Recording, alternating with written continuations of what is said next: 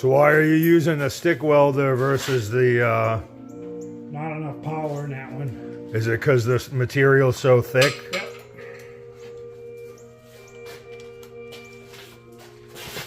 Besides, I need the practice. Your words, not mine.